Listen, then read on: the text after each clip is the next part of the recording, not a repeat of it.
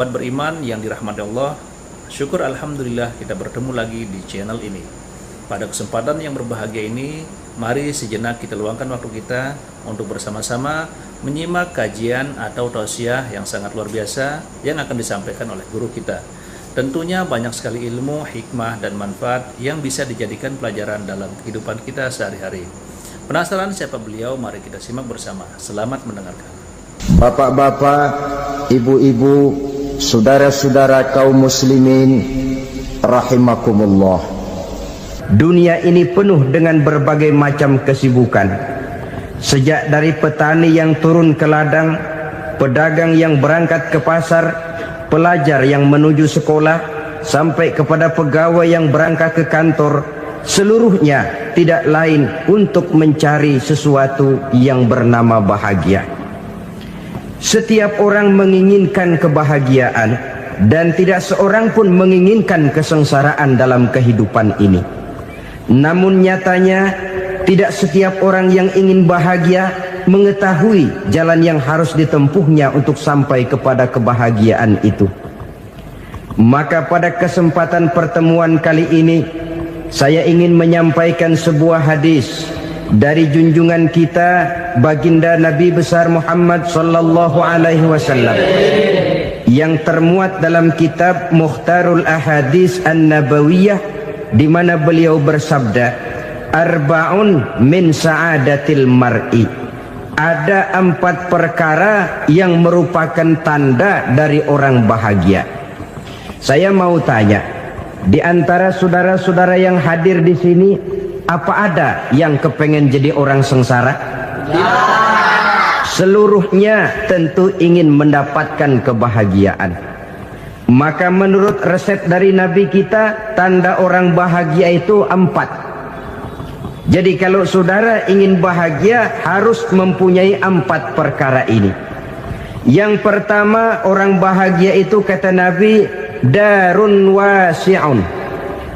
Punya rumah biar bagus asal gede. Enak ngaturnya. Daripada sudah punya rumah kecil, adanya di pinggir kali, gubuk, kalau hujan bocor, miring lagi, kiamat. Loh, kalau gitu Islam materialis dong. Hadis ini boleh diartikan dengan makna hakiki, arti yang sebenarnya. Boleh diartikan dengan makna majazi, arti kiasan. Kalau dia diartikan dengan arti kias, maka yang dimaksud darun wasi'un ay qalbun wasi'un. Rumah yang luas tidak lain daripada hati yang lapang. Karena di situ kunci kebahagiaan yang sebenarnya. Walaupun kita cuma tinggal di petak berukuran 2 kali 3 meter, kalau hati kita luas-luas rasanya rumah itu. Tapi biar rumah kita halamannya saja puluhan ribu hektar, ada kolam renangnya, kamar tidurnya tidak lagi terhitung. Kalau hati yang menempati rumah itu sempit, maka akan terasa sempit jugalah rumah itu. Tempat bergantungnya tidak lain adalah hati. Marilah kita mencoba melihat berbagai pandangan orang tentang bahagia ini. Ada orang menyangka bahwa bahagia itu kalau dia mendapatkan harta yang sebanyak-banyaknya. Siapa yang banyak harta, dialah raja. Apa yang dia mau, seluruhnya bisa dibeli. Keamanannya, dia bisa menyewa petugas. Seluruh fasilitas untuk menyenangkan kehidupannya bisa dibeli. Pendeknya, hartalah segala-galanya dalam kehidupan. Sampai ada pepatah mengatakan, innad darahima fil amakini kulliha taksur rijala mahabatan wa jalala. Sesungguhnya harta, dinar, dirham, uang, di mana-mana selalu bikin hebat orang yang memilikinya. Coba lihat, orang yang punya duit sama yang enggak punya duit, jangan gaya hidupnya, gaya jalannya aja lain. Wahia lisanun liman arada fasahatan, wahia silahun liman arada qitala. Uang adalah senjata yang paling ampuh bagi orang yang mau pergi perang, dan lidah yang paling fasih bagi orang yang mau bicara. Kalau bicara dengan lidah macet, cobalah bicara dengan harta, lancar. Sampai ada pepatah demikian, segalanya bisa diatur dengan harta. Maka di kalangan orang yang berpandangan semacam itu, seluruh kegiatan hidupnya hanya terfokus kepada bagaimana mengumpulkan harta yang sebanyak-banyaknya. Tidak peduli halal haram, tidak kenal sore pagi siang dan malam, tidak sempat sujud, jauh dari agama, jauh dari kehidupan yang bersifat ruhaniyah, jauh dari Allah dan sebagainya. Sampai dalam Al-Quran dikelompokkan dalam kelompok yang dinamakan lumazah. Allazi jama'a malahu wa'addadah yahsabu anna malahu akhladah. Mereka mengumpul-ngumpulkan harta sebanyak-banyaknya dan menyangka bahwa harta yang banyak itu dapat mengekalkan hidupnya, mengekalkan kekayaannya, mengekalkan kebahagiaannya. Saudara hadirin yang berbahagia, kalau pandangan hidup ini benar, artinya kalau harta memang merupakan satu-satunya hal yang dapat membuat orang bahagia, tentu di rumah mewah tidak akan pernah ada tangis derita. Tentu di satu tempat di mana fasilitas hidup serba menunjang tidak ada yang namanya penderitaan. Tapi suka dan duka, sedih dan gembira, senyum dan tawa adalah milik setiap orang, baik dia punya harta maupun dia tidak punya harta. Nyatalah bahwa harta semata-mata bukan merupakan jaminan bahwa orang akan bahagia, walaupun tanpa harta orang sulit untuk bahagia. Saya mau cerita, ada orang super kaya, namanya Aristotle Onesimus, raja tanker Yunani. Dia punya kapal tanker saja konon sampai 11 banyaknya. Punya perusahaan penerbangan yang disebut Olympic Airlines. Punya hotel di berbagai kota besar di dunia ini, sejak dari New York, London, Paris, Rome dan sebagainya. Bahkan punya pulau yang dia namakan Pulau Scorpio. Ini kan namanya sudah kaya nggak tanggung-tanggung, punya pulau. Nah, dia punya 2 orang anak, yang satu laki-laki namanya Alexander, yang satu perempuan namanya Maria Onesimus. Seluruh harapannya tertumpah kepada anak lakinya Alexander ini, yang akan meneruskan usahanya, meneruskan kekayaannya, meneruskan dinastinya. Apa yang terjadi? Ternyata anak yang dia harapkan yang bernama Alexander ini mati muda dalam kecelakaan pada waktu dia olahraga. Apa olahraganya? Namanya olahraga anak orang kaya, golongan jet set. Olahraganya olahraga pesawat terbang. Jatuh, ya nggak kapungut, habis mati. Tinggal satu anak perempuannya, Maria Onesimus. Tapi anak perempuan ini juga malah urakan. Terakhir dia pacaran, bahkan kemudian kawin sama orang Rusia. Rupanya Aristotle Onesimus ini broken. Kekayaannya yang berlimpah ruah, perusahaannya yang begitu banyak, siapa yang akan meneruskan? Siapa yang akan menggantikan? Sampai kemudian dia mengurung diri di Pulau Scorpio dan mati di sana secara mengenaskan. Seorang multijutawan, seorang yang super kaya, mati menyendiri di pulau sepi. Ibarat kata pepatah, anak ayam mati di lumbung. Bukan kekurangan makanan, keurugan makanan. Begitu kehidupan Aristotle Onesimus. Dan banyak orang-orang yang sudah demikian kaya sampai dibingungkan oleh kekayaannya sendiri. Telusurilah kehidupan David Rockefeller misalnya, Henry Ford misalnya, Adnan Khashoggi misalnya. Multi jutawan yang kadang-kadang dibuat keder oleh kekayaannya sendiri. Pantas ketika Imam Ali ditawarkan orang, "Ya Ali, kalau kepadamu disuruh pilih ilmu atau harta, kau pilih mana?" "Ya jelas pilih ilmu dong." "Kenapa?" "Pertama, ilmu kalau kita berikan kepada orang lain tambah, tapi harta kalau kita berikan kepada orang lain kurang. Saudara punya uang 10.000, dibagi orang 5.000, jelas uang saudara berkurang. Tapi saudara punya ilmu, diberikan kepada orang lain bisa, saudara pun makin mantap. Tidak lantas jadi bodoh karena ngajarin orang. Saudara bisa Fatihah lalu mengajarkan orang Fatihah, orang bisa, saudara pun makin hafal. Tidak lantas setelah diajarin orang ilmunya hilang. Begitu datang dia minta orang, tolong ajarin saya Fatihah, udah habis, nggak ada.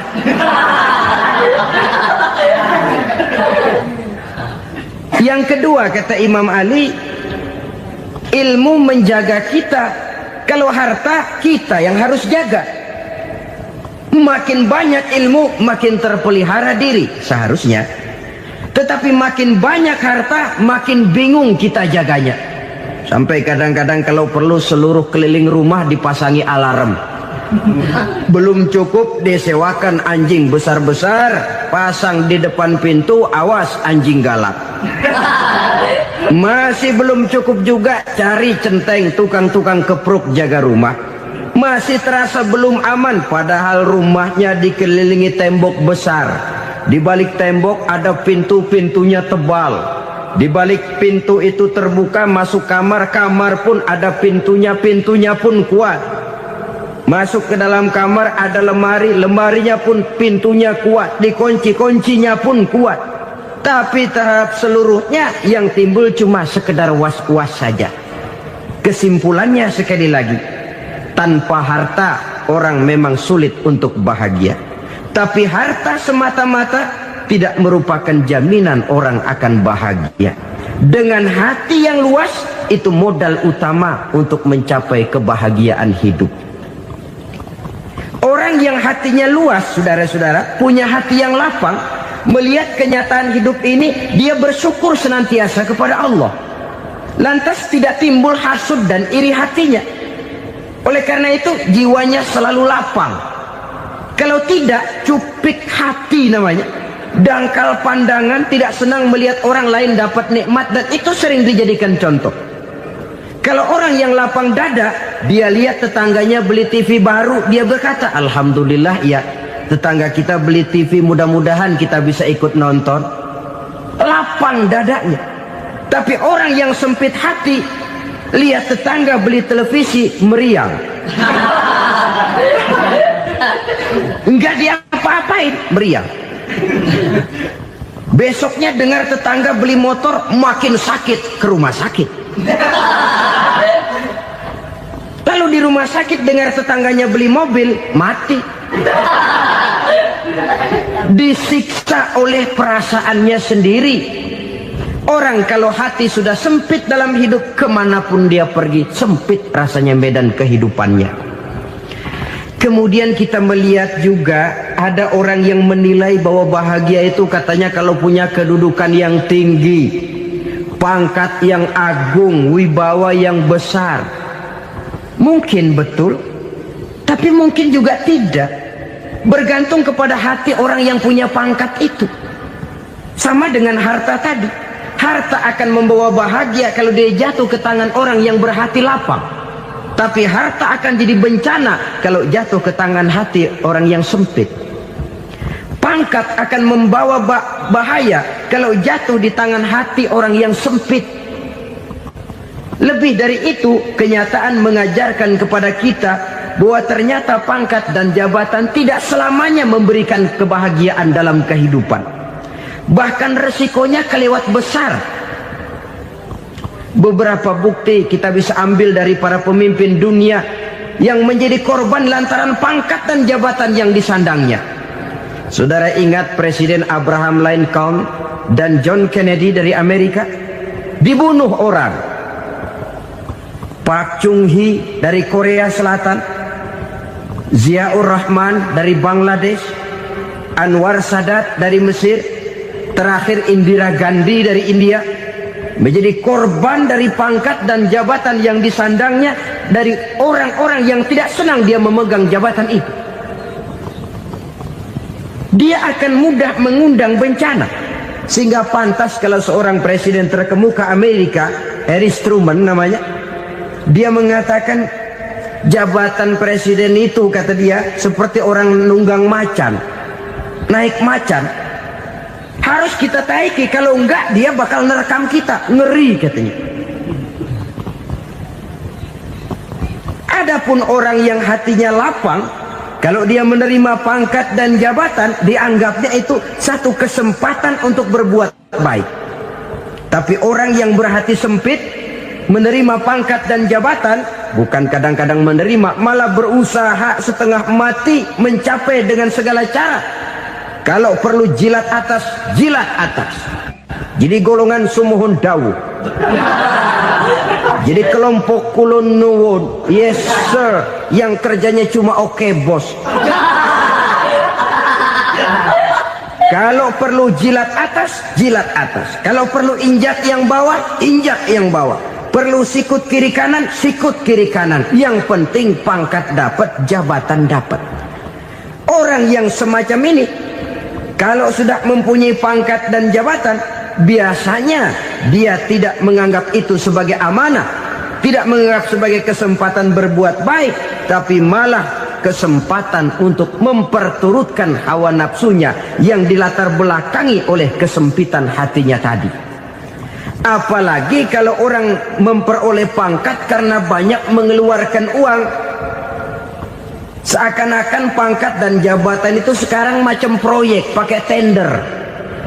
Siapa yang berani bayar segini, naik. Nggak berani, minggir. Padahal logikanya, kalau orang mencapai satu jabatan karena banyak mengeluarkan uang, hampir bisa dipastikan bahwa setelah jabatan itu dia pegang, langkah pertama yang akan dilakukannya ialah berusaha bagaimana uang yang dia keluarkan supaya kembali. Ya paling kurang pulang modal dulu dong. Soal mikirin rakyat soal nanti, tapi ini modal harus pulang. Itu celakanya kalau orang memperoleh pangkat dan jabatan cuma karena banyak mengeluarkan uang. Jarang orang yang mempunyai keyakinan dan pandangan bahwa pangkat dan jabatan merupakan amanah. Jadi sekali lagi, pangkat dan jabatan mungkin saja membawa kebahagiaan kalau jatuh ke tangan orang yang berhati lapang. Tapi bisa jadi bencana kalau dia jatuh ke tangan orang yang mempunyai hati yang sempit. Dan lagi-lagi stresnya hati yang lapang. Lalu sebagian orang, saudara, ada yang berpandangan katanya bahagia itu kalau jadi orang terkenal, mempunyai popularitas, menjadi idola di kalangan remaja, di kalangan orang tua, di segala lapisan masyarakat. Padahal makin populer orang makin terikat dia. Ya kalau macam kita ini kan nggak punya nama, nggak populer, tengah malam buta mau nongkrong di warung Tegal aman. Tapi pangkat, jabatan, kedudukan, popularitas menyebabkan kita diikat dengan berbagai macam peraturan. Cuma mandi sama ke WC saja yang nggak dikawal.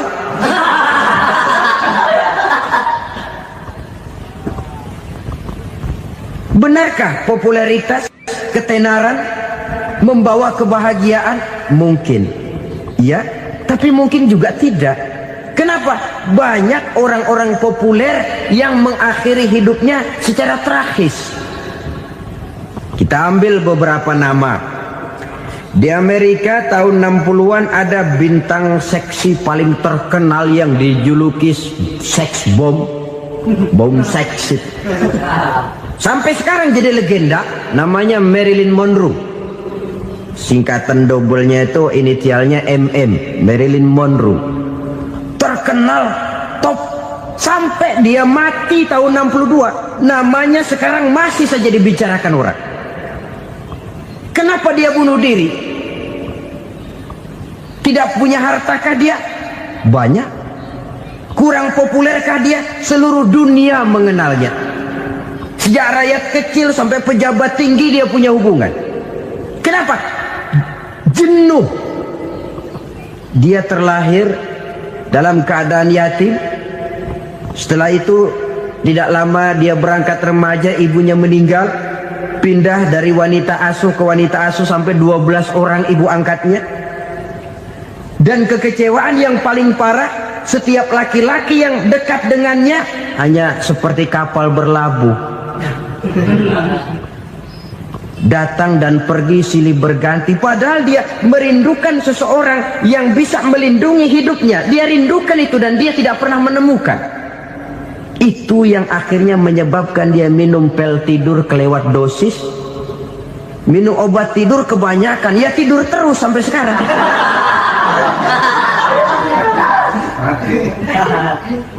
Dia mengakui, saya telah memiliki ketenaran, tapi saya tidak pernah hidup dalam ketenaran itu. Saya pandai main sandiwara, tapi saya ingin hidup dalam alam yang real sebagaimana umumnya orang. Itu yang dia rindukan. Menyusul jejak yang namanya Marilyn Monroe ini, Billie Holiday, saudara kenal tentu, di rumah sakit dirawat. Dia juga minum obat overdosis, mati lagi. Jimi Hendrix minum obat tidur overdosis kelewat batas, mati lagi.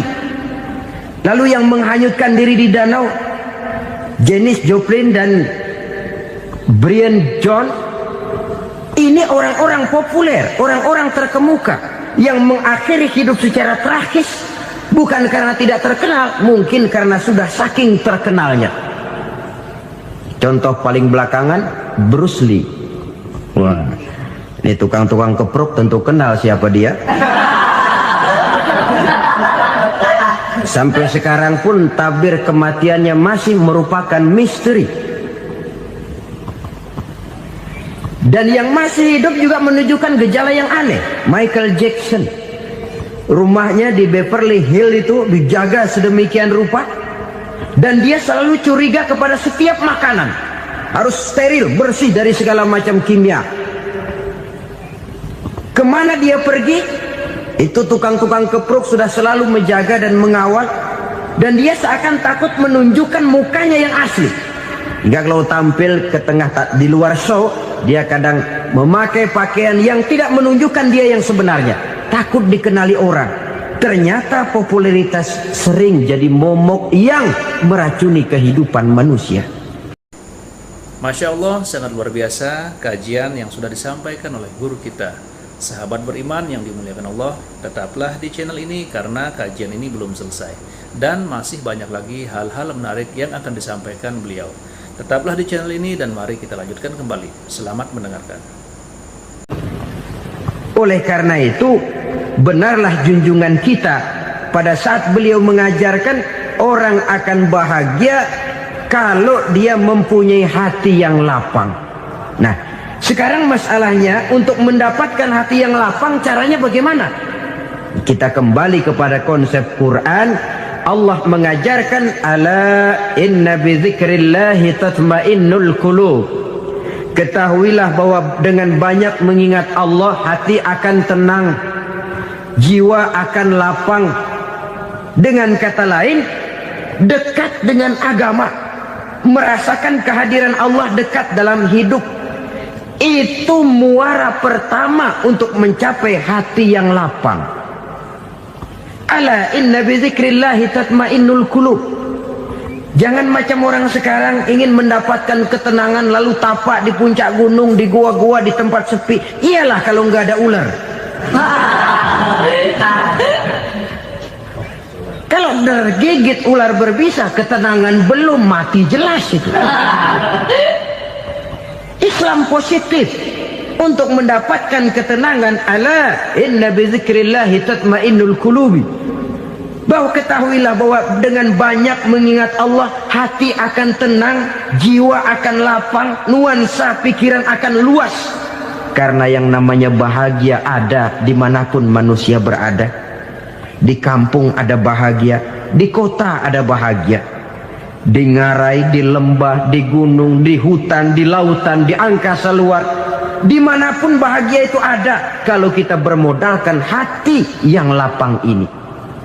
Dan hati akan lapang kalau kita dekat dengan agama. Dekat dengan harta buat sementara hati mungkin tenang, tapi ketenangan yang relatif dan temporer. Apalagi orang tiap kali tambah harta, tiap kali tambah rencana, itu wajar.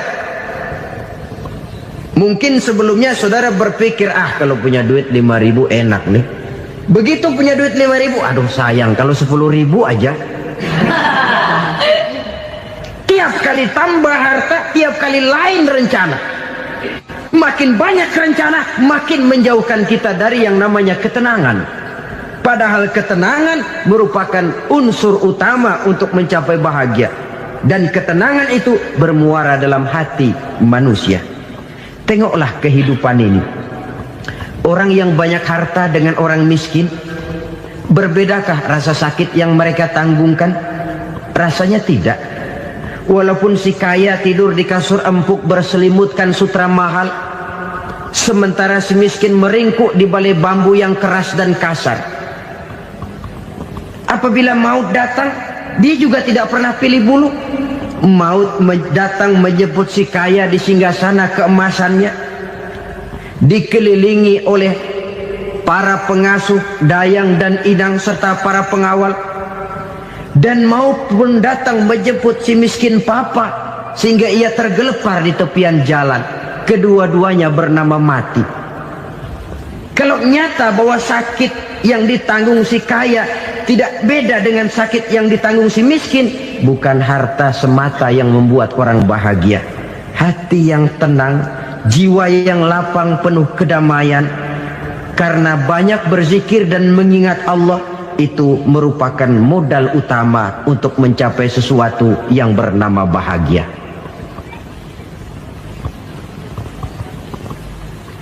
Saudara hadirin yang saya hormati, inilah yang pertama dari 4 ciri yang digambarkan oleh Nabi tentang tanda-tanda orang bahagia. Dan harus berangkat dari yang pertama ini, hati yang lapang. Ini yang harus kita miliki lebih dahulu. Baru nanti akan menyusul kepada poin yang ketiga, kedua, dan selanjutnya. Sebab kalau hati sudah terisi dengan jiwa yang lapang, seluruh persoalan insya Allah akan bisa kita atasi dengan sebagaimana mestinya. Yang kedua sekarang, tanda orang bahagia menurut baginda Nabi, markabun syariah. Orang bahagia itu, kata beliau, punya kendaraan biar cepat asal lancar. Artinya kemana dia mau pergi mudah. Apa maksud hadis ini? Kalau kita kaji lebih dalam, kendaraan itu kan alat transportasi. Transportasi tidak lain adalah usaha memudahkan komunikasi. Pindah dari situ kepada teori bahwa manusia adalah zon political, makhluk bermasyarakat yang tidak bisa memenuhi kebutuhan hidupnya secara sendirian. Kita memerlukan keberadaan orang lain dalam kehidupan ini.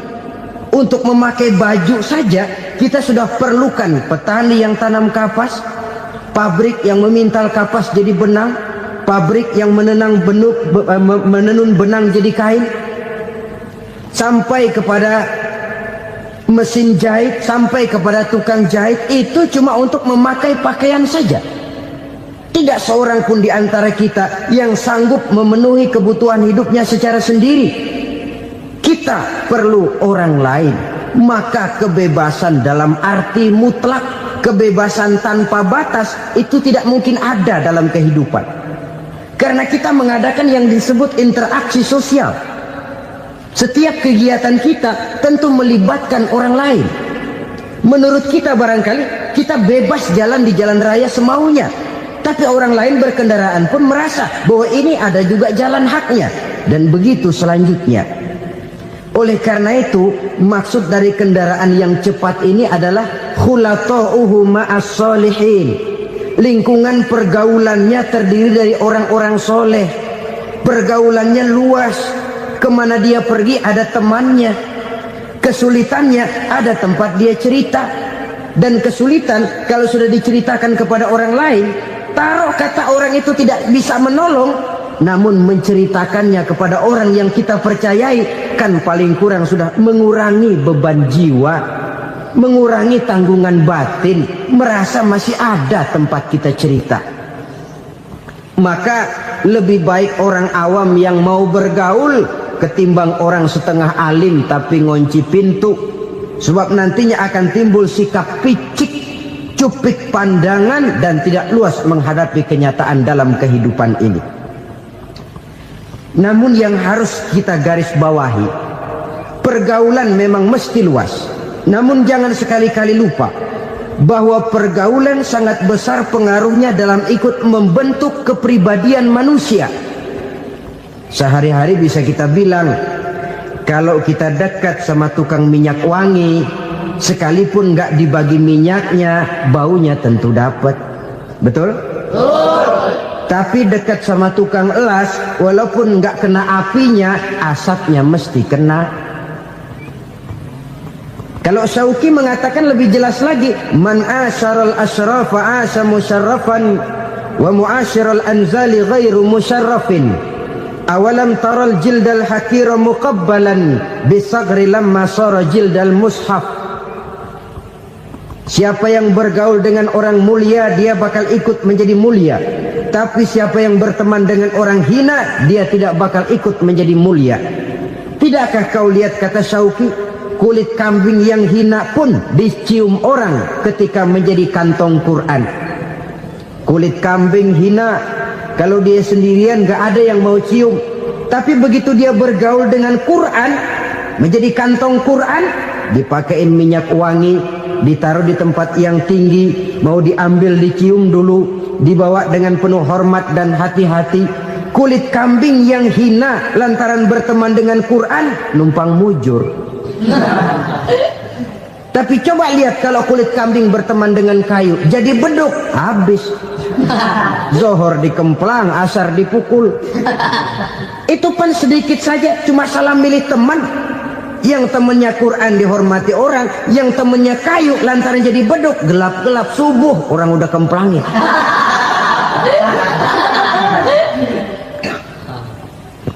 Maka terutama kepada adik-adik remaja yang masih mencari identitas diri, yang ibarat kaset masih kaset kosong, mudah diisi oleh apapun, pandai-pandailah memilih teman dalam bergaul. Karena banyak orang yang tadinya baik-baik, ketika terseret dalam pergaulan dengan orang yang tidak baik, kebaikannya menjadi lentur dan luntur. Tapi berapa banyak bajingan-bajingan tengik, orang-orang yang berlumur noda dan dosa, tiap hari melakukan maksiat, namun bergaul dengan orang yang baik-baik, pada akhirnya sedikit demi sedikit beringsut dan berangsur dia terbiasa mengikuti kebaikan-kebaikan. Saya tekankan ini kepada remaja karena mereka masih mencari identitas diri. Apa yang mereka lihat mereka mau, apa yang mereka dengar mereka ingin tahu. Coba lihat kehidupan remaja. Pulang nonton film Rambo, pengen jadi Rambo, gagah, maunya belekai melulu. Pulang nonton film Superman, pengen bisa terbang. Pulang nonton India, nyanyi melulu. Wajar, mereka masih mencari identitas diri. Saya ini sebenarnya siapa? Lingkungan, pergaulan akan membentuk itu. Karena itu pandai-pandailah bergaul, karena ia sangat besar pengaruhnya dalam ikut membentuk kepribadian manusia. Apalagi sifat yang jelek lebih cepat menularnya ketimbang sifat yang baik. Sifat yang baik, watak yang soleh itu lambat sekali untuk menular. Tapi yang tidak baik, kan prosesnya mah kalau remaja biasanya mula-mula dengar.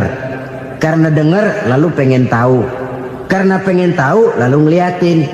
Begitu ngeliatin kan pengen nyobain. Setelah nyobain ketagihan. Nah, ini prosesnya.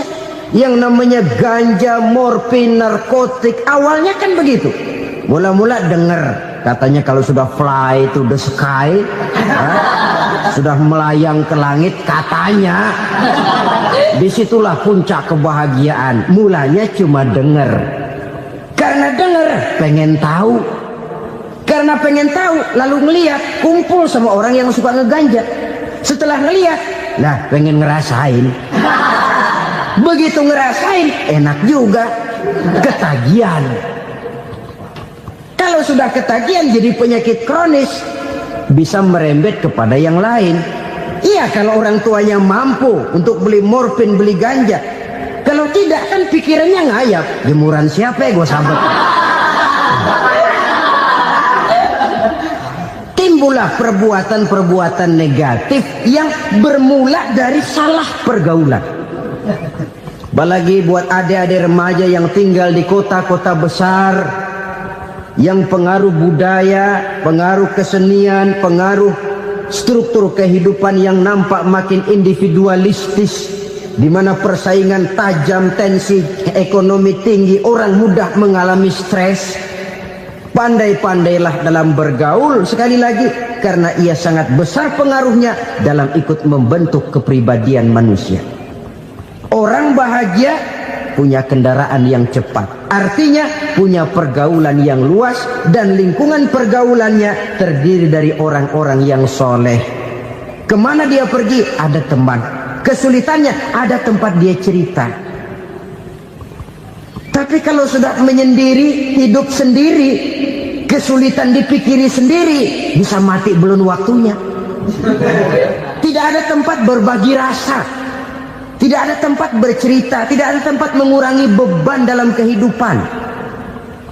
Pantas betul kalau Islam sangat menggalakkan dan menganjurkan orang kalau sudah sampai waktunya itu untuk melangsungkan nikah. Kata Nabi, ya ma'syaras syabab man istata'a minkumul ba'at falyatazawwaj.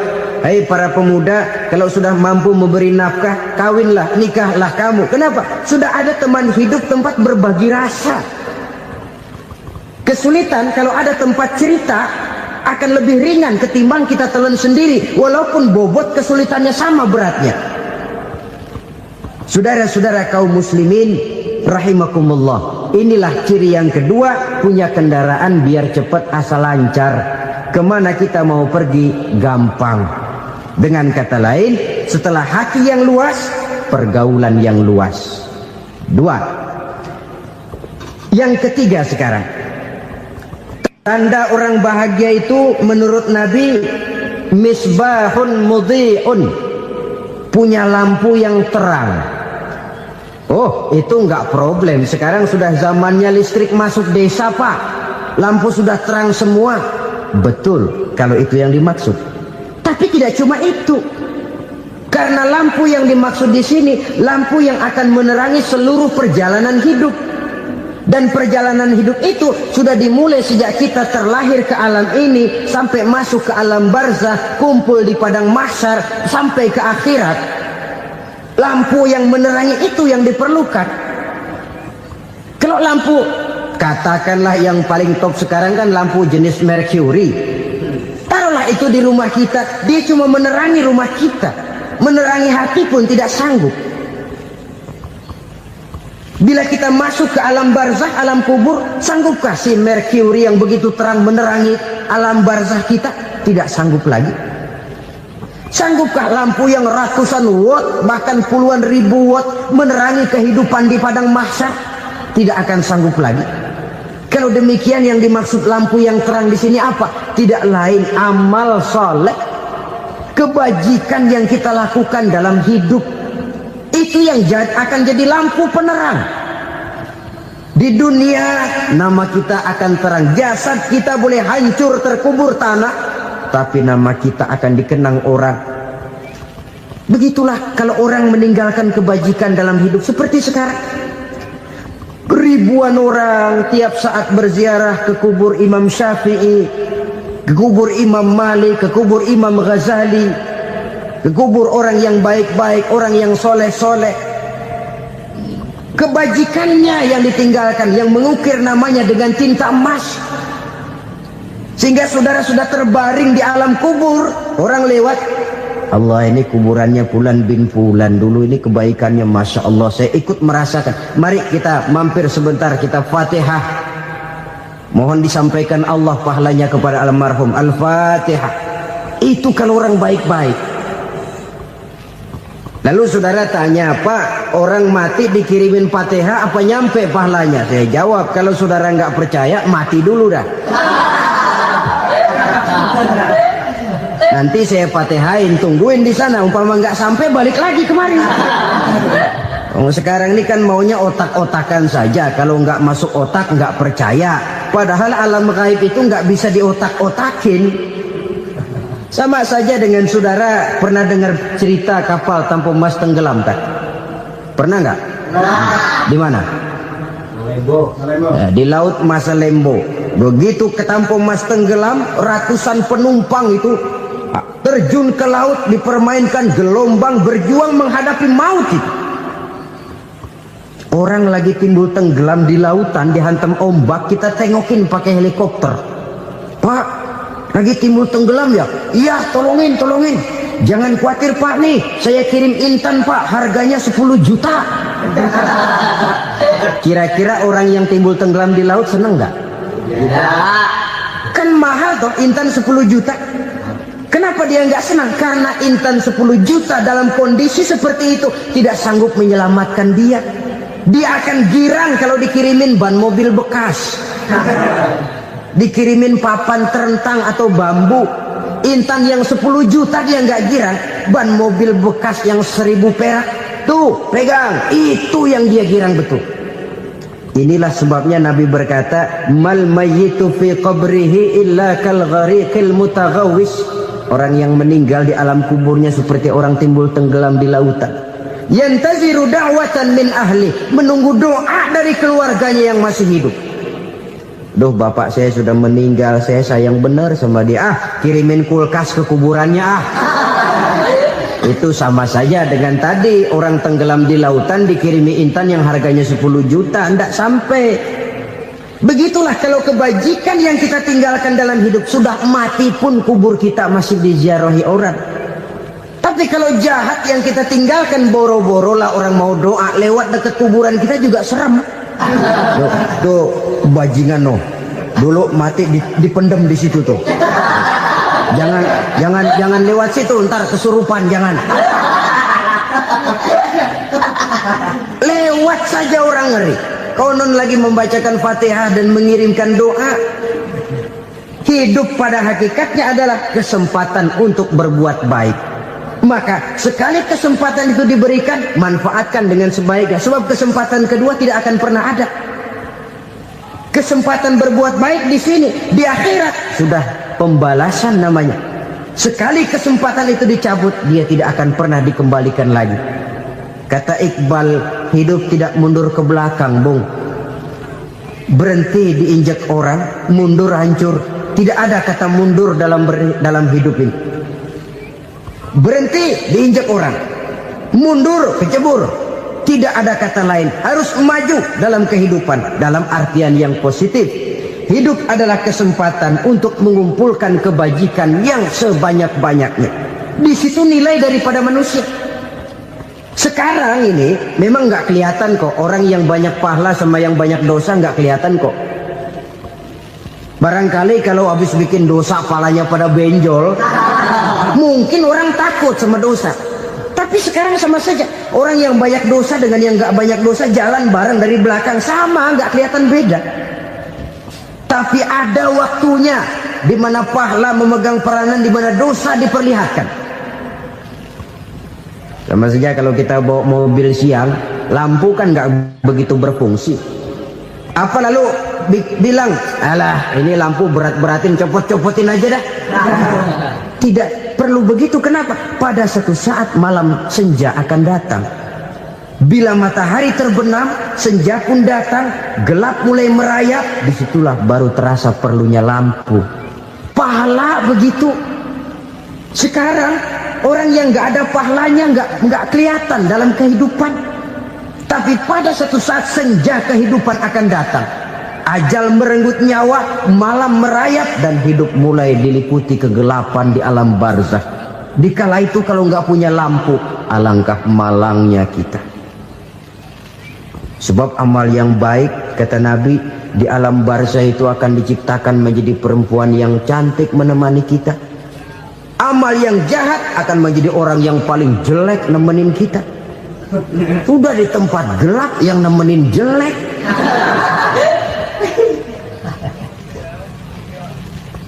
Kaum muslimin rahimakumullah. Kalau demikian masalahnya, tergantunglah kita pandai memanfaatkan waktu. Al-waktu kasayf. Waktu itu cepat sekali. Yang namanya waktu itu tahu-tahu.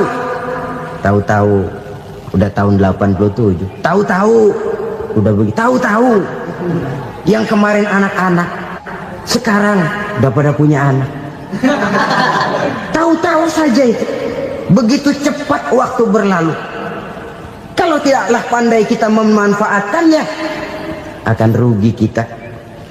Nabi bersabda, "Man kana yaumuhu khairun min amsihi fahuwa rabih." Barang siapa yang hari ini lebih baik daripada hari kemarin, itu orang untung. Hari ini lebih baik daripada kemarin. Bulan ini lebih baik dari bulan kemarin. Tahun ini lebih baik dari tahun kemarin. Itu orang yang beruntung. Tahun kemarin sembayangnya maghrib doang, sekarang udah tambah isya. Tahun kemarin cuman Idul Fitri aja ngancem bener, sekarang udah tambah Jumat, lalu tambah lagi maghrib, tambah lagi isya, dan selanjutnya. Hari ini lebih baik daripada kemarin, itu orang yang beruntung. Wa man kana yaumuhu mislu amsihi fahuwa khasir. Lalu barang siapa yang hari ini sama saja dengan hari kemarin, itu orang rugi. Hari ini sama dengan kemarin, rugi itu. Bulan ini begitu, bulan kemarin begitu, tahun ini begitu, tahun lalu juga begitu. Rugi itu orang. Rugi apa? Rugi umur. Umur tambah, amalan gak pernah tambah. Dan saya pikir lebih merupakan azab ketimbang nikmat kalau orang dikasih panjang umur cuma untuk numpuk dosa. Mending mana? Panjang umur banyak dosa sama pendek umur dikit dosa? Mending mana? Mending mana? Ya, paling mending tentu panjang umur banyak pahala. Tapi kalau tidak, sekali lagi, lebih merupakan azab ketimbang nikmat kalau orang diberikan panjang umur tapi cuma untuk sekedar menumpuk dosa. Kehilangan kesadaran bahwa dunia bukan terminal akhir dari satu perjalanan. Dia cuma halte di mana kita berhenti sebentar untuk menuju kepada terminal yang hakiki. Saudara-saudara kaum muslimin rahimakumullah. Inilah lampu yang akan menerangi kehidupan. Amal yang kita lakukan di dalam kehidupan. Jadi yang dimaksud dengan lampu yang terang, kebajikan yang kita kerjakan dalam hidup. Nah, setiap orang di awal tadi saya bilang ingin bahagia. Bahagia itu kan hakikatnya kumpulan senang dan selamat. Senang, selamat. Apa bedanya? Senang tapi tidak selamat, nggak bahagia. Selamat tapi nggak senang, nggak bahagia orang. Contoh, kalau orang korupsi, duitnya banyak, senang dia, tapi keselamatannya. Ada tentara baris di samping rumahnya udah bingung, padahal tentara latihan. Tentara cuma latihan, dia bingung. Senang, tapi karena keselamatannya tidak terjamin, dia tidak bahagia. Sebaliknya pegawai negeri jujur benar, cuma segaji-gajinya, selamat, nggak korupsi, tapi melarat, ya nggak bahagia juga, kurang senang. Kesenangan dan keselamatan untuk dunia saja, ya sekali lagi, kalau cuma sekedar untuk dunia saja, bisa dibeli pakai uang, bisa dibeli pakai uang. Saudara ingin selamat, bisa dibeli pakai uang. Saudara ingin senang, bisa dibeli dengan uang. Tapi setelah mati, masuk ke alam barzah, habis kekuasaan uang. Nggak bisa lagi beli keselamatan pakai uang. Tidak mungkin lagi membeli kesenangan dengan uang. Di situ pahala yang megang peranan. Makin banyak pahala, makin banyak saham untuk membeli kesenangan dan keselamatan, untuk memperoleh yang namanya bahagia. Dan jangan lupa loh, di alam barzah kita nggak sebentar, menunggu datangnya kiamat. Loh iya, kalau kita begitu dikuburin terus kiamat datang, untung. Tapi kalau masih harus 1000, 2000, puluhan ribu tahun yang akan datang dalam satu penantian yang begitu lama, tanpa saham untuk memperoleh kebahagiaan. Satu kemalangan yang tidak ada pernah putus-putusnya. Janganlah tergelincir oleh kebahagiaan sebentar yang menipu dengan mengorbankan kebahagiaan hakiki yang berjangka panjang. Apa artinya senyum sejenak kalau harus ditebus dengan tangis seumur hidup? Biarlah kita minum jamu, pahit memang, getir memang, tapi kan besok badan sehat. Daripada sekarang minum sirup, manis memang, enak memang, tapi bibir pada jontor besok. Sirawan, batuk, nggak karu-karuan. Banyak orang tertipu oleh kesenangan yang sebentar. Padahal laisa kullu ma yalma'u zahaban. Belum tentu semua yang berkilat itu emas. Belum tentu semua yang gemerlap itu intan. Karena itu marilah manfaatkan kesempatan yang diberikan Allah ini untuk mengumpulkan kebajikan yang sebanyak-banyaknya. Yang terakhir sekarang, yang keempat, tanda orang bahagia kata Nabi. Zaujatun salihah. Orang bahagia itu tanda yang keempat kata Nabi, punya istri biar cakep asal taat. Sudah surga itu gitu. Cakep taat. Istri kayak gitu kalau belum mati jangan dikuburin dulu. Sudah cakep taat lagi. Tapi kadang-kadang enggak, udah jelek ngadat melulu. Apa yang mau dipilih? Sebab itu Quran mengatakan istri pakaian untuk suami, suami pakaian untuk istri. Kenapa suami istri diibaratkan pakaian? Alangkah tingginya gaya bahasa Quran ini. Suami istri teman hidup, hidup perjalanan panjang. Sejak kita dalam rahim sudah ada hidup kan di sini. Sampai ke alam dunia, masuk ke alam barzah, kumpul di padang mahsyar, sampai menuju akhirat, itu perjalanan hidup. Carilah istri atau suami teman hidup yang membawa manfaat tidak hanya kehidupan di dunia ini, sampai di alam barzah, sampai di padang mahsyar. Suaminya mungkin meninggal lebih dulu atau istrinya mungkin meninggal lebih dulu, tapi suami atau istri yang masih hidup berbuat kebajikan. Suami saya meninggal, ada hartanya, saya sedekahkan, niat pahala untuk almarhum suami saya. Ini teman hidup. Tidak dibatasi dan tidak bisa dipisahkan oleh maut sekalipun.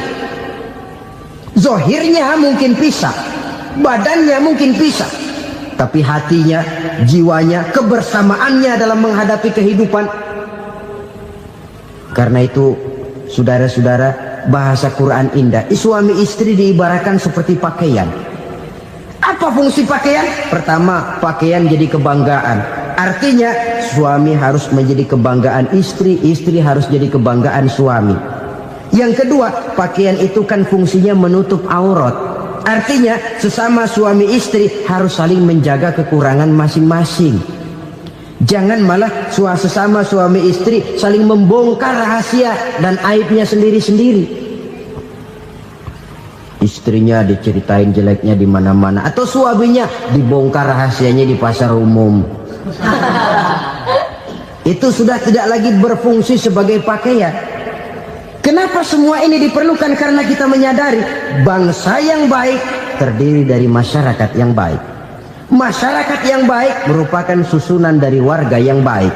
Warga yang baik adalah terdiri dari rumah tangga yang baik. Dan rumah tangga yang baik merupakan susunan dari pribadi yang baik. Dari situ langkah dimulai. Membangun satu bangsa yang baik diawali dengan membangun rumah tangga yang baik, dengan menciptakan pribadi-pribadi yang baik. Sehingga dari sini diharapkan berkembanglah nilai-nilai kebaikan. Orang akan bahagia mempunyai istri yang soleh. Kenapa? Tidak ada seorang suami bisa sukses jadi apapun dia, apapun profesinya. Dokterkah, kiaikah, mubalikah, petanikah, pengusahakah, pejabat tinggikah, tidak ada seorang suami yang bisa sukses tanpa peran serta istrinya. Walaupun memang peranan itu tidak begitu kelihatan, tapi sangat menentukan. Karena itu, saudara hadirin yang saya hormati, Islam sangat menghargai kaum wanita, memberikan kedudukan yang tinggi sepanjang tidak mematikan kodrat kewanitaannya. Nah, kalau sudah kesuksesan ini diawali dari rumah tangga, karier di masyarakat mudah untuk dikejar. Tapi keberantakan di rumah tangga merupakan kegagalan pertama di tempat lain. Nah, inilah saja yang dapat Al-Fakir sampaikan pada pertemuan kali ini. Selalu berusaha menyimpan sesuatu yang bisa membawa manfaat, baik untuk dirinya, untuk anak cucunya, maupun untuk keluarganya, untuk masa kini dan masa depannya. Kadang simpanan itu berbentuk uang, kadang berupa tanah, lain saat berbentuk pabrik, dan lain sebagainya. Sementara masa depan yang paling pasti adalah akhirat.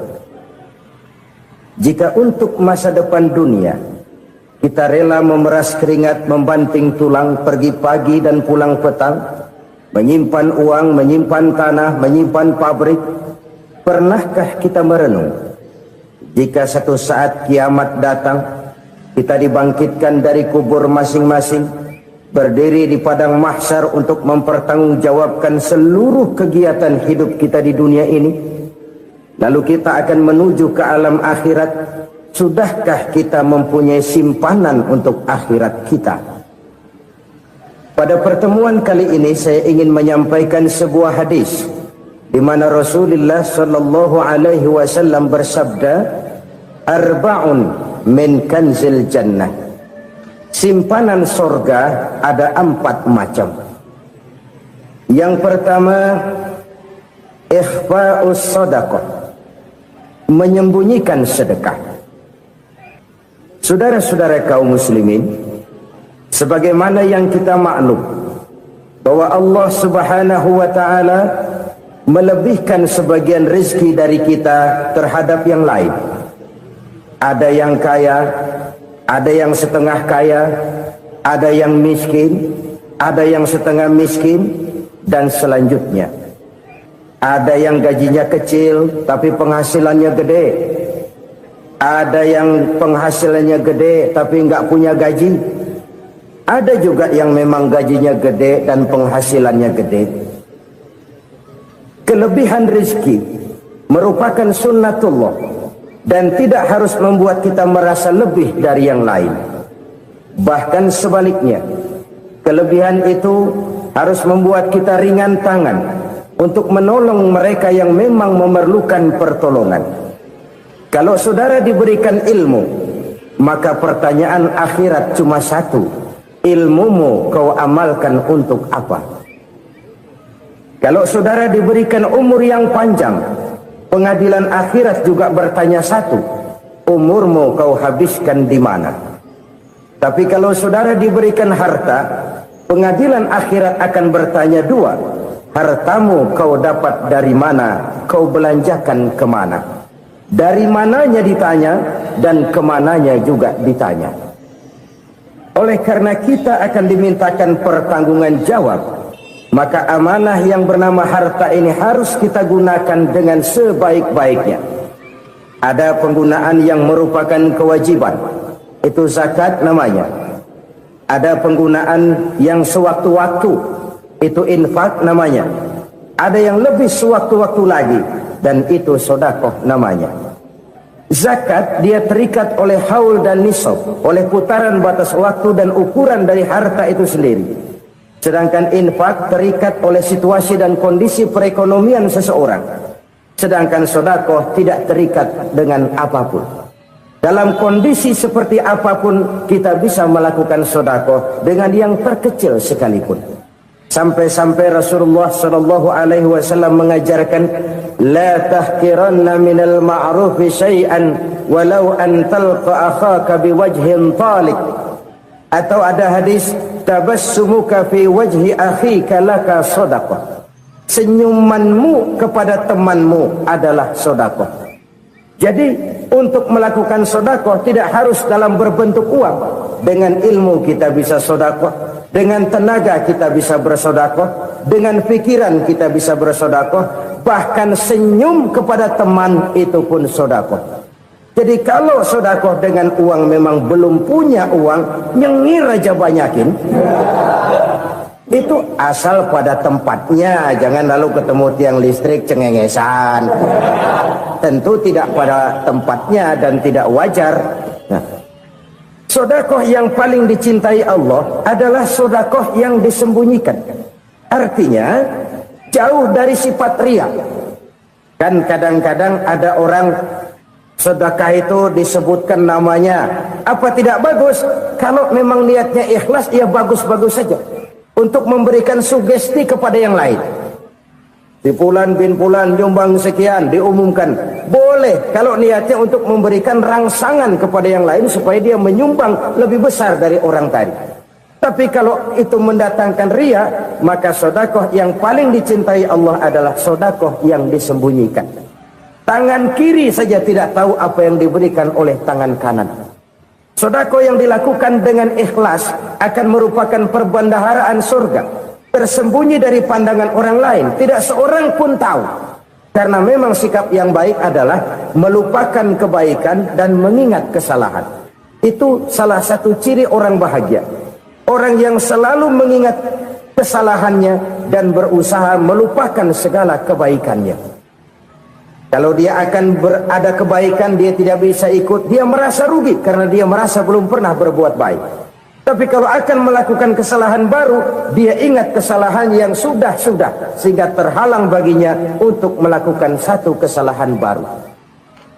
Demikianlah saudara-saudara, bahwa Allah melebihkan rizki sebagian kita dari yang lain, agar terjadi tolong-menolong dalam kehidupan ini. Jadi kesenjangan yang nature, kesenjangan yang alami, itu sunnatullah. Ada yang kaya, ada yang miskin, ada yang kelas menengah. Nah, kenapa lalu sekarang kita berusaha mengentaskan kemiskinan? Oleh karena adanya kesenjangan struktural. Kalau yang kaya bisa semakin kaya, kenapa yang miskin tidak bisa naik jadi ikut sedikit kaya? Sebab pada dasarnya Islam adalah agama yang sejak turunnya sudah berupaya memerangi kemiskinan. Bahkan dikatakan kemiskinan itu mendekatkan kepada kekufuran. Orang kalau miskin udah dekat banget sama kafir. Gampang menjadi kafir. Berapa banyak saudara-saudara kita yang oleh karena soal perut, oleh karena soal materi, terpaksa meninggalkan dan menanggalkan akidahnya. Menjual petunjuk yang diberikan Allah dengan hak kesenangan dunia yang cuma sebentar ini. Na'udzubillah, thumma na'udzubillah. Jadi makin kita sembunyikan satu sedekah, semakin banyak perbendaharaan kita di surga. Sedekah yang paling dicintai Allah adalah sedekah yang disembunyikan. Malahan ada seorang sufi, dia punya kebiasaan kalau pergi sholat Jumat dia bawa uang, itu uang dia taruh di bawah tikar masjid. Dia niat sedekah kepada siapa saja yang nemuin itu duit. Maksudnya apa? Supaya yang nemuin nggak tahu siapa yang punya duit. Demikian dia saking ingin menyembunyikan sedekahnya. Karena sifat riya itu bisa memakan amal kita sendiri. Riya itu termasuk menyebut-nyebut kebaikan kita. Orang yang suka nepuk dada, sedikit-sedikit ngitungnya kalau nggak gua. Tuh kalau nggak gua tuh. Tuh yang belas itu kalau nggak gua, kalau nggak gua. Iya kalau nggak lu kenapa emang? Orang yang suka menepuk jasa. Tuh biasanya memang begitu saudara-saudara. Kalau perang lagi berkecamuk, orang nggak sempat ngaku jadi pahlawan. Tapi begitu perang selesai, yang kagak kenal bedil ngaku pahlawan. Itu sesuatu yang biasa. Oleh karenanya orang-orang yang ikhlas dalam bersedekah, disembunyikannya sedekah itu Allah cinta betul. Malahan ada hadis memberikan jaminan, inna shadaqatal mar'il muslimi tazidu fil umri wa tadfa'u mitatas su'i. Sesungguhnya sedekahnya seorang mukmin tazidu fil umri, bisa menambah umur panjang. Wa tadfa'u mitata su'i, dan menyelamatkan manusia dari mati secara su'ul khatimah. Jadi siapa yang kepengen panjang umur, banyaklah sedekah. Yang bosan hidup, pelit terus. Sedekah menambah panjang umur dan menyelamatkan manusia dari mati secara su'ul khatimah. Pak, katanya umur itu nggak bisa ditambah, nggak bisa dikurangin. Kapan? Kalau ajal sudah datang. Fa idza jaa ajaluhum la yastakhiruna sa'atan wa la yastaqdimun. Kalau ajal datang tidak bisa dimajukan, tidak bisa dimundurkan. Itu kalau ajal sudah datang. Tidak bisa lagi umur ditambah dikurangi, sudah datang. Tapi kalau belum datang, itu kan haknya Allah.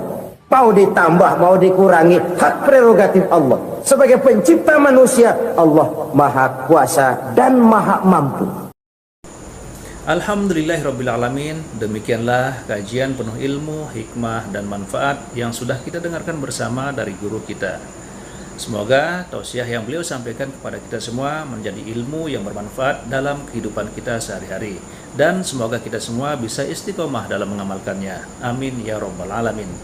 Buat sahabat semua yang sudah setia menyimak tausiah ini sampai selesai, saya ucapkan terima kasih banyak. Doa dan harapan saya, semoga sahabat semua selalu diberikan kesehatan, dimudahkan segala urusannya, dan dilancarkan rezekinya. Amin ya rabbal alamin. Demikian yang dapat saya bagikan, kurang lebihnya mohon maaf. Sampai bertemu lagi di kajian berikutnya. Wabillahi taufiq wal hidayah, waridho wal inayah. Wassalamualaikum warahmatullahi wabarakatuh. Setelah kita mendengarkan tausiah yang sangat luar biasa dari guru kita, sekarang mari kita lanjutkan aktivitas kita masing-masing. Semoga tausiah yang beliau sampaikan kepada kita semua menjadi ilmu yang bermanfaat dalam kehidupan kita sehari-hari. Dan semoga kita semua bisa istiqomah dalam mengamalkannya. Amin ya rabbal alamin. Selamat beraktivitas buat sahabat semua dan sukses selalu. Sampai bertemu lagi di video berikutnya. Wassalamualaikum warahmatullahi wabarakatuh. Bismillahirrahmanirrahim. Assalamualaikum warahmatullahi wabarakatuh. Alhamdulillahirrabbilalamin. Wassalatu wassalamu ala ashrafil anbiya wal mursalin Sayyidina Muhammadin wa ala alihi wa sahbihi ajma'in, amma ba'du. Sahabat beriman yang dirahmati Allah, syukur alhamdulillah kita bertemu lagi di channel ini. Pada kesempatan yang berbahagia ini, mari sejenak kita luangkan waktu kita untuk bersama-sama menyimak kajian atau tausiah yang sangat luar biasa yang akan disampaikan oleh guru kita. Tentunya banyak sekali ilmu, hikmah, dan manfaat yang bisa dijadikan pelajaran dalam kehidupan kita sehari-hari.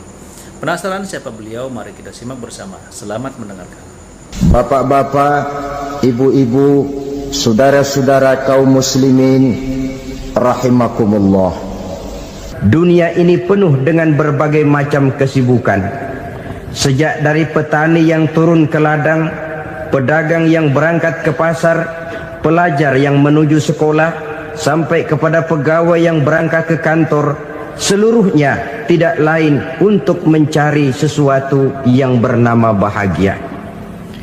Setiap orang menginginkan kebahagiaan, dan tidak seorang pun menginginkan kesengsaraan dalam kehidupan ini. Namun nyatanya, tidak setiap orang yang ingin bahagia mengetahui jalan yang harus ditempuhnya untuk sampai kepada kebahagiaan itu. Maka pada kesempatan pertemuan kali ini, saya ingin menyampaikan sebuah hadis dari junjungan kita baginda Nabi besar Muhammad sallallahu alaihi wasallam yang termuat dalam kitab Mukhtarul Ahadits An-Nabawiyah, di mana beliau bersabda, arba'un min sa'adatil mar'i. Ada 4 perkara yang merupakan tanda dari orang bahagia. Saya mau tanya, di antara saudara-saudara yang hadir di sini, apa ada yang kepengen jadi orang sengsara? Ya. Seluruhnya tentu ingin mendapatkan kebahagiaan. Maka menurut resep dari Nabi kita, tanda orang bahagia itu 4. Jadi kalau saudara ingin bahagia, harus mempunyai 4 perkara ini. Yang pertama, orang bahagia itu kata Nabi, darun wasi'un. Punya rumah biar bagus asal gede. Enak ngaturnya daripada sudah punya rumah kecil adanya di pinggir kali, gubuk, kalau hujan bocor miring lagi, kiamat. Loh, kalau gitu Islam materialis dong. Hadis ini boleh diartikan dengan makna hakiki, arti yang sebenarnya, boleh diartikan dengan makna majazi, arti kiasan. Kalau dia diartikan dengan arti kias, maka yang dimaksud darun wasi'un ay qalbun wasi'un. Rumah yang luas tidak lain daripada hati yang lapang. Karena di situ kunci kebahagiaan yang sebenarnya. Walaupun kita cuma tinggal di petak berukuran 2 kali 3 meter, kalau hati kita luas-luas rasanya rumah itu. Tapi biar rumah kita halamannya saja puluhan ribu hektar, ada kolam renangnya, kamar tidurnya tidak lagi terhitung. Kalau hati yang menempati rumah itu sempit, maka akan terasa sempit jugalah rumah itu. Tempat bergantungnya tidak lain adalah hati. Marilah kita mencoba melihat berbagai pandangan orang tentang bahagia ini. Ada orang menyangka bahwa bahagia itu kalau dia mendapatkan harta yang sebanyak-banyaknya. Siapa yang banyak harta, dialah raja. Apa yang dia mau seluruhnya bisa dibeli. Keamanannya dia bisa menyewa petugas. Seluruh fasilitas untuk menyenangkan kehidupannya bisa dibeli. Pendeknya, hartalah segala-galanya dalam kehidupan. Sampai ada pepatah mengatakan, innad darahima fil amakini kulliha taksur rijala mahabatan wa jalala. Sesungguhnya harta, dinar, dirham, uang di mana-mana selalu bikin hebat orang yang memilikinya. Coba lihat, orang yang punya duit sama yang enggak punya duit, jangan gaya hidupnya, gaya jalannya aja lain. Wahia lisanun liman arada fasahatan, wahia silahun liman arada qitala. Uang adalah senjata yang paling ampuh bagi orang yang mau pergi perang, dan lidah yang paling fasih bagi orang yang mau bicara. Kalau bicara dengan lidah macet, cobalah bicara dengan harta, lancar. Sampai ada pepatah demikian, segalanya bisa diatur dengan harta. Maka di kalangan orang yang berpandangan semacam itu, seluruh kegiatan hidupnya hanya terfokus kepada bagaimana mengumpulkan harta yang sebanyak-banyaknya. Tidak peduli halal haram, tidak kenal sore pagi siang dan malam, tidak sempat sujud, jauh dari agama, jauh dari kehidupan yang bersifat ruhaniyah, jauh dari Allah dan sebagainya. Sampai dalam Al-Quran dikelompokkan dalam kelompok yang dinamakan lumazah. Allazi jama'a malahu wa'addadah yahsabu anna malahu akhladah. Mereka mengumpul-ngumpulkan harta sebanyak-banyaknya dan menyangka bahwa harta yang banyak itu dapat mengekalkan hidupnya, mengekalkan kekayaannya, mengekalkan kebahagiaannya. Saudara hadirin yang berbahagia, kalau pandangan hidup ini benar, artinya kalau harta memang merupakan satu-satunya hal yang dapat membuat orang bahagia, tentu di rumah mewah tidak akan pernah ada tangis derita. Tentu di satu tempat di mana fasilitas hidup serba menunjang tidak ada yang namanya penderitaan. Tapi suka dan duka, sedih dan gembira, senyum dan tawa adalah milik setiap orang, baik dia punya harta maupun dia tidak punya harta. Nyatalah bahwa harta semata-mata bukan merupakan jaminan bahwa orang akan bahagia. Walaupun tanpa harta orang sulit untuk bahagia. Saya mau cerita, ada orang super kaya. Namanya Aristotle Onesimus, raja tanker Yunani. Dia punya kapal tanker saja konon sampai 11 banyaknya.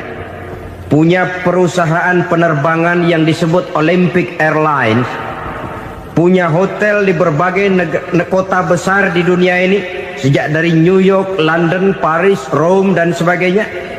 Bahkan punya pulau yang dia namakan Pulau Scorpio. Ini kan namanya sudah kaya nggak tanggung-tanggung, punya pulau. Nah, dia punya 2 orang anak, yang satu laki-laki namanya Alexander, yang satu perempuan namanya Maria Onassis. Seluruh harapannya tertumpah kepada anak lakinya Alexander ini, yang akan meneruskan usahanya, meneruskan kekayaannya, meneruskan dinastinya. Apa yang terjadi? Ternyata anak yang dia harapkan yang bernama Alexander ini mati muda dalam kecelakaan pada waktu dia olahraga. Apa olahraganya? Namanya olahraga anak orang kaya, golongan jet set. Olahraganya olahraga pesawat terbang. Jatuh, ya nggak kapungut, habis mati. Tinggal satu anak perempuannya, Maria Onassis. Tapi anak perempuan ini juga malah urakan. Terakhir dia pacaran, bahkan kemudian kawin sama orang Rusia. Rupanya Aristotle Onassis ini broken. Kekayaannya yang berlimpah ruah, perusahaannya yang begitu banyak, siapa yang akan meneruskan? Siapa yang akan menggantikan? Sampai kemudian dia mengurung diri di Pulau Scorpio dan mati di sana secara mengenaskan. Seorang multi jutawan, seorang yang super kaya, mati menyendiri di pulau sepi. Ibarat kata pepatah, anak ayam mati di lumbung. Bukan kekurangan makanan, keurugan makanan. Begitu kehidupan Aristotle Onassis.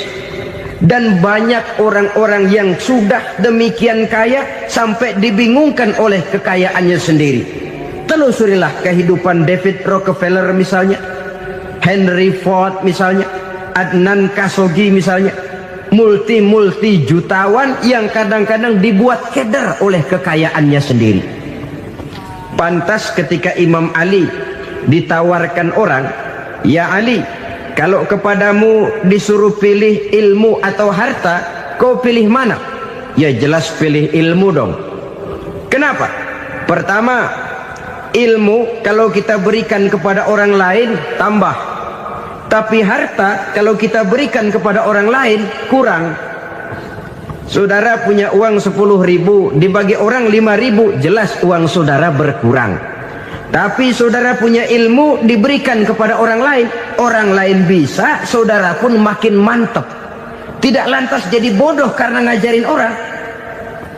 Saudara bisa Fatihah lalu mengajarkan orang Fatihah, orang bisa, saudara pun makin hafal. Tidak lantas setelah diajarin orang ilmunya hilang. Begitu datang dia minta orang, "Tolong ajarin saya Fatihah," udah habis, nggak ada.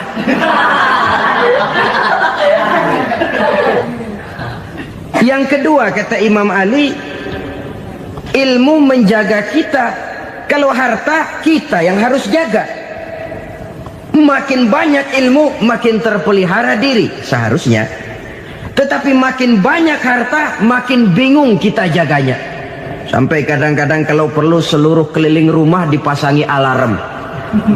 Belum cukup disewakan anjing besar-besar, pasang di depan pintu, awas anjing galak. Masih belum cukup juga, cari centeng tukang-tukang kepruk jaga rumah. Masih terasa belum aman, padahal rumahnya dikelilingi tembok besar. Di balik tembok ada pintu-pintunya tebal. Di balik pintu itu terbuka masuk kamar, kamar pun ada pintunya, pintunya pun kuat. Masuk ke dalam kamar ada lemari, lemarinya pun pintunya kuat, dikunci, kuncinya pun kuat. Tapi terhadap seluruhnya yang timbul cuma sekedar was-was saja. Kesimpulannya sekali lagi, tanpa harta orang memang sulit untuk bahagia. Tapi harta semata-mata tidak merupakan jaminan orang akan bahagia. Dengan hati yang luas, itu modal utama untuk mencapai kebahagiaan hidup. Orang yang hatinya luas, saudara-saudara, punya hati yang lapang, melihat kenyataan hidup ini, dia bersyukur senantiasa kepada Allah. lantas tidak timbul hasud dan iri hatinya. Oleh karena itu jiwanya selalu lapang. Kalau tidak, cupik hati namanya, dangkal pandangan, tidak senang melihat orang lain dapat nikmat, dan itu sering dijadikan contoh. Kalau orang yang lapang dada, dia lihat tetangganya beli TV baru, dia berkata, alhamdulillah ya, tetangga kita beli TV, mudah-mudahan kita bisa ikut nonton. Lapang dadanya. Tapi orang yang sempit hati, lihat tetangga beli televisi, meriang. Enggak diapa-apain, meriang. Besoknya dengar tetangga beli motor, makin sakit, ke rumah sakit. Lalu di rumah sakit dengar tetangganya beli mobil, mati. Disiksa oleh perasaannya sendiri. Orang kalau hati sudah sempit dalam hidup, kemanapun dia pergi, sempit rasanya medan kehidupannya. Kemudian kita melihat juga ada orang yang menilai bahwa bahagia itu katanya kalau punya kedudukan yang tinggi, pangkat yang agung, wibawa yang besar. Mungkin betul, tapi mungkin juga tidak. Bergantung kepada hati orang yang punya pangkat itu. Sama dengan harta tadi. Harta akan membawa bahagia kalau dia jatuh ke tangan orang yang berhati lapang. Tapi harta akan jadi bencana kalau jatuh ke tangan hati orang yang sempit. Pangkat akan membawa bahaya kalau jatuh di tangan hati orang yang sempit. Lebih dari itu, kenyataan mengajarkan kepada kita bahwa ternyata pangkat dan jabatan tidak selamanya memberikan kebahagiaan dalam kehidupan. Bahkan resikonya kelewat besar. Beberapa bukti kita bisa ambil dari para pemimpin dunia yang menjadi korban lantaran pangkat dan jabatan yang disandangnya. Saudara ingat Presiden Abraham Lincoln dan John Kennedy dari Amerika? Dibunuh orang. Park Chung-hee dari Korea Selatan, Ziaur Rahman dari Bangladesh, Anwar Sadat dari Mesir, terakhir Indira Gandhi dari India, menjadi korban dari pangkat dan jabatan yang disandangnya dari orang-orang yang tidak senang dia memegang jabatan itu. Dia akan mudah mengundang bencana. Sehingga pantas kalau seorang presiden terkemuka Amerika, Harry Truman namanya, dia mengatakan jabatan presiden itu, kata dia, seperti orang nunggang macan, naik macan. Harus kita taiki, kalau enggak dia bakal nerekam kita, ngeri katanya. Adapun orang yang hatinya lapang, kalau dia menerima pangkat dan jabatan, dianggapnya itu satu kesempatan untuk berbuat baik. Tapi orang yang berhati sempit, menerima pangkat dan jabatan, bukan kadang-kadang menerima, malah berusaha setengah mati mencapai dengan segala cara. Kalau perlu jilat atas, jilat atas. Jadi golongan sumuhun dawuh. Jadi kelompok kulon nuwun, yes sir, yang kerjanya cuma oke bos. Kalau perlu jilat atas, jilat atas. Kalau perlu injak yang bawah, injak yang bawah. Perlu sikut kiri kanan, sikut kiri kanan. Yang penting pangkat dapat, jabatan dapat.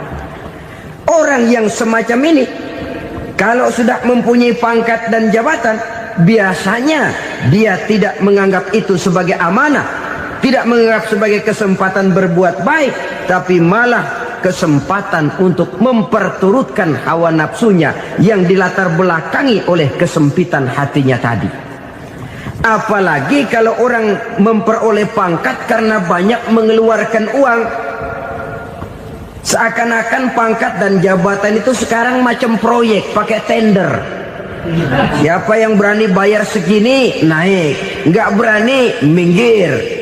Padahal logikanya, kalau orang mencapai satu jabatan karena banyak mengeluarkan uang, hampir bisa dipastikan bahwa setelah jabatan itu dia pegang, langkah pertama yang akan dilakukannya ialah berusaha bagaimana uang yang dia keluarkan supaya kembali. Ya paling kurang pulang modal dulu dong. Soal mikirin rakyat, soal nanti, tapi ini modal harus pulang.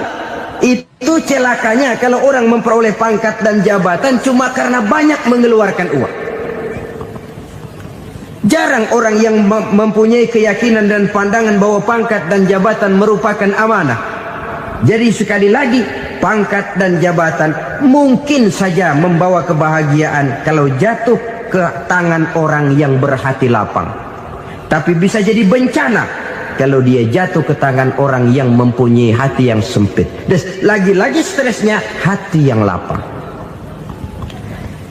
Lalu sebagian orang, saudara, ada yang berpandangan katanya bahagia itu kalau jadi orang terkenal, mempunyai popularitas, menjadi idola di kalangan remaja, di kalangan orang tua, di segala lapisan masyarakat.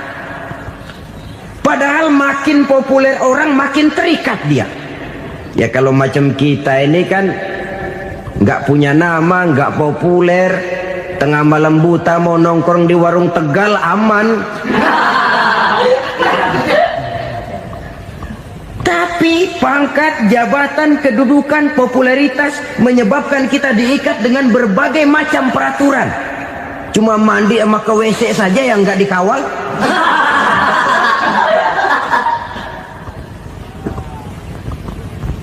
Benarkah popularitas, ketenaran membawa kebahagiaan? Mungkin, ya, tapi mungkin juga tidak. Kenapa?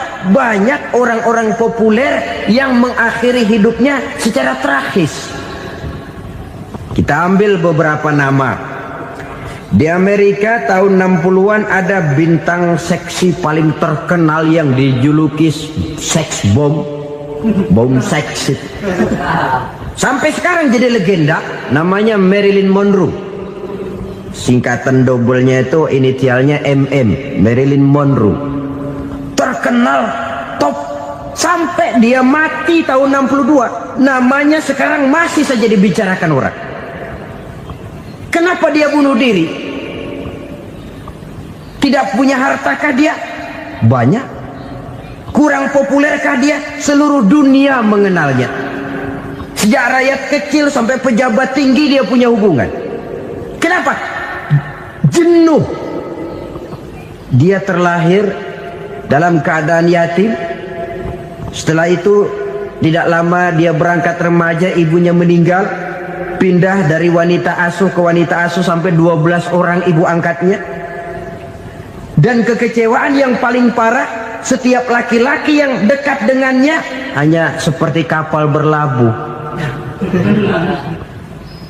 Datang dan pergi silih berganti. Padahal dia merindukan seseorang yang bisa melindungi hidupnya. Dia rindukan itu dan dia tidak pernah menemukan.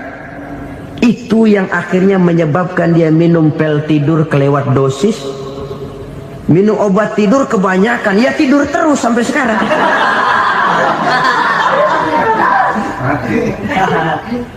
Dia mengakui, saya telah memiliki ketenaran, tapi saya tidak pernah hidup dalam ketenaran itu. Saya pandai main sandiwara, tapi saya ingin hidup dalam alam yang real sebagaimana umumnya orang. Itu yang dia rindukan. Menyusul jejak yang namanya Marilyn Monroe ini, Billie Holiday, saudara kenal tentu. Di rumah sakit dirawat. Dia juga minum obat overdosis, mati lagi. Jimi Hendrix minum obat tidur overdosis kelewat batas, mati lagi. Lalu yang menghanyutkan diri di danau, Janis Joplin dan Brian Jones. Ini orang-orang populer, orang-orang terkemuka yang mengakhiri hidup secara tragis, bukan karena tidak terkenal, mungkin karena sudah saking terkenalnya. Contoh paling belakangan, Bruce Lee. Wah, ini tukang-tukang keprok tentu kenal siapa dia. Sampai sekarang pun tabir kematiannya masih merupakan misteri. Dan yang masih hidup juga menunjukkan gejala yang aneh. Michael Jackson, rumahnya di Beverly Hills itu dijaga sedemikian rupa, dan dia selalu curiga kepada setiap makanan. harus steril, bersih dari segala macam kimia. Kemana dia pergi? Itu tukang-tukang kepruk sudah selalu menjaga dan mengawal, dan dia seakan takut menunjukkan mukanya yang asli. Hingga kalau tampil ke tengah di luar show, dia kadang memakai pakaian yang tidak menunjukkan dia yang sebenarnya, takut dikenali orang. Ternyata popularitas sering jadi momok yang meracuni kehidupan manusia. Masya Allah, sangat luar biasa kajian yang sudah disampaikan oleh guru kita. Sahabat beriman yang dimuliakan Allah, tetaplah di channel ini karena kajian ini belum selesai. Dan masih banyak lagi hal-hal menarik yang akan disampaikan beliau. Tetaplah di channel ini dan mari kita lanjutkan kembali. Selamat mendengarkan. Oleh karena itu, benarlah junjungan kita pada saat beliau mengajarkan orang akan bahagia kalau dia mempunyai hati yang lapang. Nah, sekarang masalahnya untuk mendapatkan hati yang lapang caranya bagaimana? Kita kembali kepada konsep Quran. Allah mengajarkan, ala inna bidzikrillahi tatmainnul qulub. Ketahuilah bahwa dengan banyak mengingat Allah, hati akan tenang, jiwa akan lapang. Dengan kata lain, dekat dengan agama, merasakan kehadiran Allah dekat dalam hidup. Itu muara pertama untuk mencapai hati yang lapang. Ala inna bidzikrillahi tatmainnul qulub. Jangan macam orang sekarang ingin mendapatkan ketenangan lalu tapak di puncak gunung, di gua-gua, di tempat sepi. Iyalah kalau nggak ada ular. Kalau tergigit ular berbisa, ketenangan belum, mati jelas itu. Islam positif untuk mendapatkan ketenangan. Ala inna bidzikrillahi tatmainnul qulubi. Bahwa ketahuilah bahwa dengan banyak mengingat Allah, hati akan tenang, jiwa akan lapang, nuansa pikiran akan luas. Karena yang namanya bahagia ada dimanapun manusia berada. Di kampung ada bahagia, di kota ada bahagia, di ngarai, di lembah, di gunung, di hutan, di lautan, di angkasa luar, dimanapun bahagia itu ada kalau kita bermodalkan hati yang lapang ini. Dan hati akan lapang kalau kita dekat dengan agama. Dekat dengan harta buat sementara hati mungkin tenang, tapi ketenangan yang relatif dan temporer. Apalagi orang tiap kali tambah harta, tiap kali tambah rencana. Itu wajar. Mungkin sebelumnya saudara berpikir, kalau punya duit 5.000 enak nih. Begitu punya duit 5.000, aduh sayang kalau 10.000 aja. Tiap kali tambah harta, tiap kali lain rencana. Makin banyak rencana, makin menjauhkan kita dari yang namanya ketenangan. Padahal ketenangan merupakan unsur utama untuk mencapai bahagia. Dan ketenangan itu bermuara dalam hati manusia. Tengoklah kehidupan ini. Orang yang banyak harta dengan orang miskin, berbedakah rasa sakit yang mereka tanggungkan? Rasanya tidak. Walaupun si kaya tidur di kasur empuk berselimutkan sutra mahal, sementara si miskin meringkuk di balai bambu yang keras dan kasar. Apabila maut datang,